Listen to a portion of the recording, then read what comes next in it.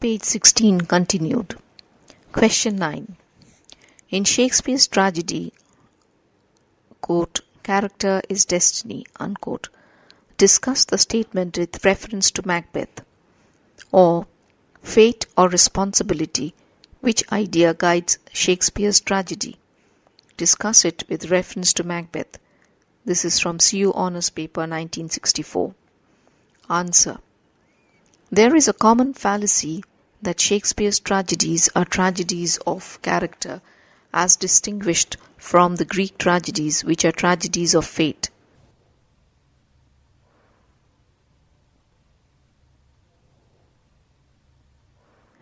Page 17. The idea seems to be that in Shakespeare the catastrophe is due to the inevitable operation of character and circumstances, while in the Greek dramas the catastrophe is brought about by some extra-cosmic force not amenable to human reason or will. It is suggested that the tragedy of Oedipus is not due to any fault of the character, but due to mighty and palpable force higher than him. But Macbeth's tragedy is due to his ambition. Othello's jealousy is responsible for his tragedy. Hamlet's reflective habit and Lear's impetuosity have brought about their tragedy. But nothing is more futile and misleading than this distinction between Shakespearean tragedy and Greek tragedy. It is true that the hero of a Shakespearean tragedy has a flaw in his character, hamartia in Greek tragedy. But this flaw is not fatal by itself, or it is not a defect at all. It becomes a defect, and that defect becomes fatal in the circumstances in which he is placed. Macbeth is ambitious, Othello is jealous, Hamlet is given to reflection. These tendencies are not at all tragic in the ordinary circumstances. They become tragic because of the circumstances which these heroes confront. These circumstances aggravate the defects, which again worsen the circumstances, and thus impossible situations are created for them. The heroes are, as it were, sticks in a vortex out of which they cannot extricate themselves. There is the unmistakable impression that the heroes are swayed by an overmastering passion or force which they cannot control in spite of their noble nature. Macbeth is ambitious, and the ambition is sharpened by the victories he has won in the battles. He meets the witches at this psychological moment. Then there is his wife, who whets his ambition and screws his courage to the sticking place. But for his wife's insistence, the murder would have remained fantastical. We have been given glimpses into the seesaw of Macbeth's mind, his hesitations, his recoilings, his remorse. He declares at the 11th hour that he will proceed no more in this business. We have a feeling that the impulse which seduces him is stronger, far more potent than his better nature. To make the situation worse for Macbeth, Duncan visits Macbeth's castle at a fatal hour. Thus, the impulse and the circumstances conspire with each other to hasten the hero to his tragic doom. It is in the circumstances that the tragic trait proves fatal to the hero. It is not true to say that the hero is responsible for his tragedy, or in other words that character is destiny. Rather, a mighty and impalpable force, call it fate or destiny or providence, drives the hero relentlessly to his doom. Shakespeare believes in both responsibility and fate. From Julius Caesar, "The fault, dear Brutus, is not in our stars, but in ourselves that we are underlings." From Hamlet, "There is a divinity that shapes our end, rough you them how you will." From King Lear, "As flies to wanton boys are we to the gods, they kill us for their sport." Professor Bradley holds the view that the statement that character is destiny is, quote, the exaggeration of a vital truth, unquote. But his view cannot be accepted. Dr. Smart, in his Essays on Tragedy, Essays and Studies, remarks quite rightly, quote, of the two theories, those of fate and responsibility, he, that is Shakespeare, perceives that both, each in its own place, have in them something of truth, that both correspond to indubitable realities of life, unquote. In Shakespearean tragedy, the hero suffers an inner havoc caused by the conjunction of evils from within and from without. His deed that precipitates his tragedy is indeed not characteristic of him.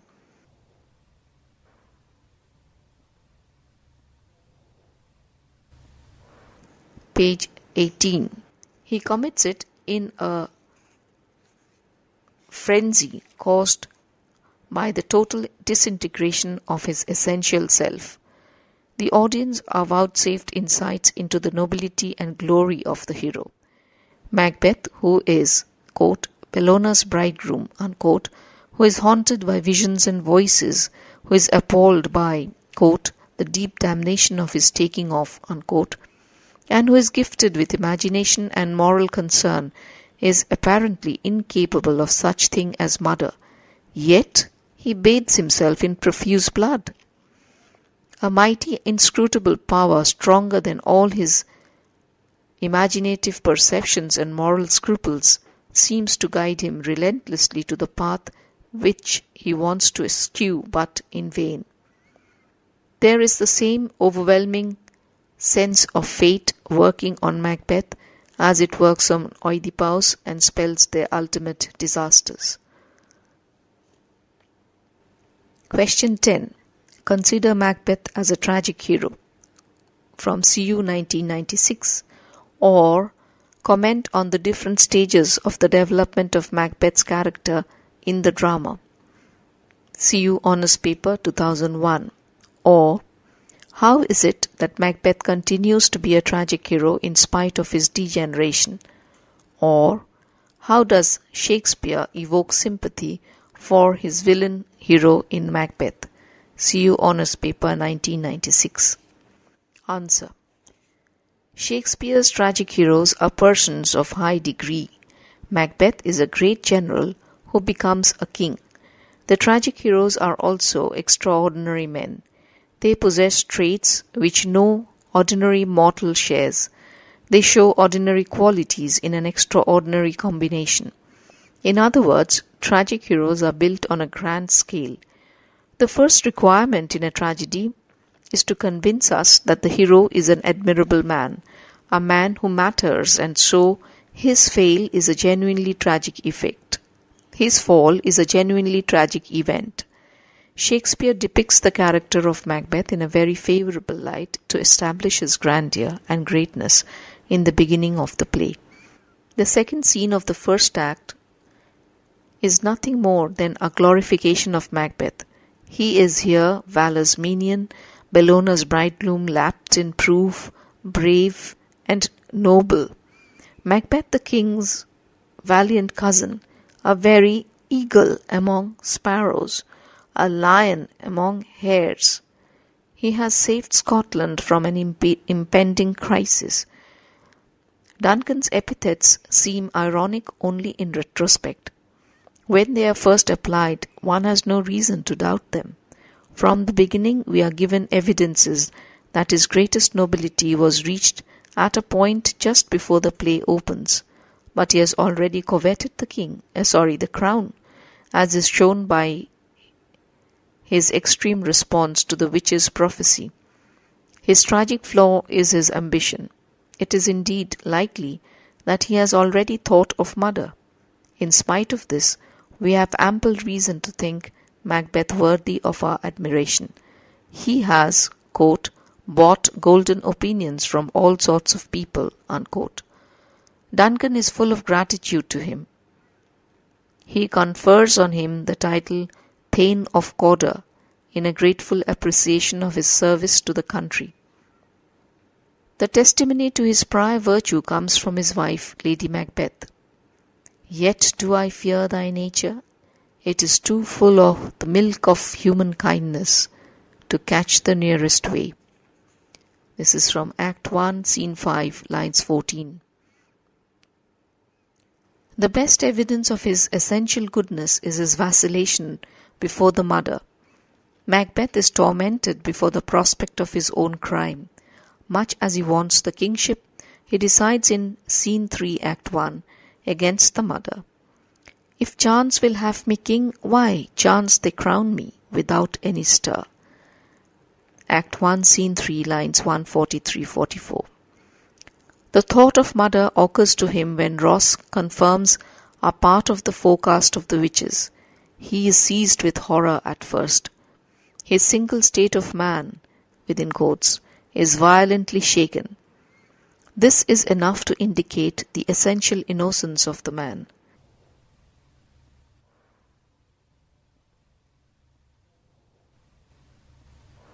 Page 19. The significant point about Macbeth the murderer is that he hesitates a good deal before the deed and repents of it as soon as it is done. His recoilings before and his repinings after are really the protest of his deepest self. When he first meets Lady Macbeth, he is resolved to resist temptation. But for his wife's powerful rhetoric, the murder would surely remain fantastical. Fantastical within quotes. More important is the ensuing soliloquy. It shows him weighing not only the bad political consequences of his act, but also the moral values involved. He is here in double trust. First, as I am his kinsman and his subject, strong both against the deed. Then as his host, who should against his murderer shut the door, not bear the knife himself. Act 1, Scene 7, lines 12 onwards. This speech, which shows how bad the contemplated act is, builds sympathy for Macbeth. Macbeth announces once again that he will not go on. Quote, "We will proceed no further in this business." Unquote. But again, Lady Macbeth's eloquence is too much for him. He is always conscious of the wickedness of his act, this terrible feat. There is never any doubt that he is compelled to act by Lady Macbeth, and that even in his final decision he is tormented by a guilty conscience. Quote, "False face must hide what the false heart doth know." Unquote. In the dagger soliloquy, he is clearly suffering from the horror of the quote, "bloody business" unquote, ahead. He sees fully and painfully the wickedness of the course he has chosen, but not until after the deed, when the knocking has commenced, do we realize how terribly alive his conscience is. Quote, "To know my deed, it were best not know myself. Wake, Duncan, with thy knocking. I would thou couldst." Unquote. Thus Macbeth is a hero who becomes a villain. But even in his villainy, he is tormented by the pangs of conscience. He commits the first murder almost in a fit of sudden impulse, and his conscience is active in him throughout. On his way to Duncan's chamber, he fears that the very stones may prate of his whereabouts. He hears one prince cry, "God bless us," and the other, "Amen," but to them he would not say Amen. He has also heard a voice continually cry, "Sleep no more. Macbeth does murder sleep." The drops of blood on his hands pluck out his eyes. It is conscience that makes him conscious of the quote, "deep damnation of his taking off." Unquote. It is true that Macbeth degenerates after the first murder. He becomes a hardened criminal. He strides from crime to crime. He plans the murder of Banquo and Fleance and entrusts it to hired assassins. He murders the Macduff family in a ruthless manner. This is purposeless slaughter. Macbeth has become, quote, "a dead butcher," unquote, a tyrant, a hellkite. The voice of conscience is stifled. His imagination is withered, his capacity for feeling exhausted. The tragedy of Macbeth lies precisely in this degeneration. But still he retains our sympathy because there are fitful glimpses of the old glory. He is haunted by the sense of futility. He suffers from sickness of heart and agony of restlessness. Quote, "Oh, full of scorpions is my mind, dear wife." Unquote. He is tortured by the sense that he has given his eternal jewel within quotes to the common enemy of man. Unquote. He envies Duncan in his eternal sleep. Quote, "After life's fitful fever he sleeps well." Unquote. Yet he cannot renounce the prize that he has so dearly won. Ambition blazes in him still. He becomes desperate and ruthless. Weariness of spirit is combined with the mood of all-defying fury. At times he lays bare the sickness of his heart, and at other times his grand defiance of earth, hell, and heaven fills us with awe and admiration.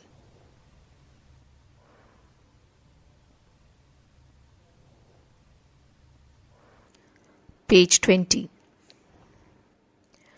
I begin to be weary of the sun, and wish the estate of the world were now undone. Even when his fall is complete, he reviews his own life and realizes that he has fallen in the sear, the yellow leaf. He deplores his own degeneration. Quote, "I have almost forgot the taste of years." Unquote. In his famous, quote, "Tomorrow and Tomorrow" soliloquy, he muses on the vanity of life. To him, life is a tremendous trifle. Here he meditates on his own life, what a waste he has made of his life. Thus, up to the last, he retains his fine perception and keen sensibility. He pines for the loss of honor, love, obedience, and troops of friends. It is this longing and remorse and realization of his folly that restore the disintegrated universe to equilibrium, and enlist our sympathy in favor of Macbeth. Question 11. Lady Macbeth finds in her husband, quote, "the milk of human kindness." Unquote. Malcolm calls him a, quote, "brute." Unquote. How can you reconcile the two views? Answer. Macbeth is a good man who becomes a villain. Macbeth is the story of a noble and valiant man who is brought to his damnation by his own sin. The testimony to his prior virtue comes from his wife. "Yet do I fear thy nature, it is too full of the milk of human kindness to catch the nearest way." This opinion of Lady Macbeth about Macbeth is corroborated by his vacillation before the murder of Duncan. He decides in scene 3 against the murder. "If chance will have me king, why, chance may crown me without any stir." Ellipsis, unquote. In spite of this goodness and, quote, "human kindness," unquote, Macbeth murders Duncan for gaining the throne. He does not rest there. In order to make his position safe and secure, he commits other murders, the murder of Banquo and the Macduff family. The latter murder is purposeless slaughter. Indeed, he becomes a, quote, "dead butcher," unquote. He has made a hell of Scotland where, quote, "each new morn, new widows howl, new orphans cry, new sorrows strike heaven on the face," unquote. The fact is that this otherwise noble man has one great weakness. He is exceedingly ambitious, and his wife is equally so. Her association considerably aggravates his inherent weakness. He meets the witches at a psychological moment when he returns from the battlefield with his glory fresh, and with his consciousness of power so much the more sharpened. The prediction of his great future kindles his ambition. The latent ambition becomes potent by the prophecies. With the fulfillment of the second prophecy, he yields to temptation. The thought of murder occurs to him when Ross confirms a part of their forecast. Thus, Macbeth alone is not responsible for his criminal activities. Circumstances contribute largely to the villainy of Macbeth and consequently to his tragedy. He is impelled to the murder of Duncan by the insistence of his wife.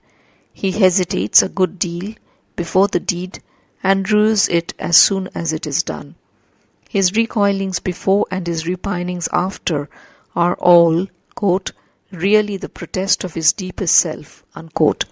His essential goodness is revealed in his guilty conscience. Quote, false face must hide what the false heart doth know, unquote. His conscience is terribly alive. It speaks to him in the covert language of imagery. On his way to Duncan's chamber, he fears that the very stones may prate of his whereabouts. He hears one prince cry, God bless us, and the other, Amen, but to them he cannot say Amen. He has heard a voice continually cry, Sleep no more. Macbeth does murder sleep. It is this vivid imagination of Macbeth that attests the presence of conscience.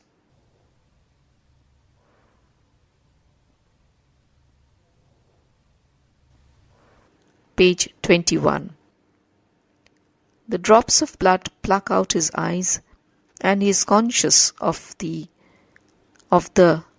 quote, deep damnation of his taking off, unquote. After the murder of Duncan, Macbeth becomes sick at heart and at the same time desperate. His weariness and desperation come from the same source, his frustrated ambition and tortured conscience. On the one hand, he has a sense of futility and agony of restlessness. Quote, had I but died an hour before this chance, Quote, had I but died an hour before this chance, I had lived a blessed life. Chance, I had lived a blessed time, unquote. He feels that he has given his eternal jewel to the common enemy of man. His mind is, quote, full of scorpions, unquote. On the other hand, he is driven by a spirit of ruthless desperation. It is this impulse which forces him to stride from murder to murder. He has had Banquo killed, and would have had Fleance killed too. He has destroyed the Macduff family in a purposeless slaughter.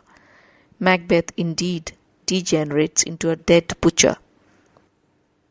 But even in his fall, he retains his old glory, his imagination, his keen sensibility, his fine perception. He pines for the loss of love, honor, troops of friends. He realizes that he has fallen in the sere yellow leaf. He discovers with a deep sense of remorse what a waste he has made of life. He concludes that life is a pompous but insubstantial pageant. His sickness of heart touches us with pity, and his grand defiance of earth, hell, and heaven fills us with awe and admiration. Macbeth's goodness is destroyed by his villainy, but his essential goodness lingers flickeringly even in his fall.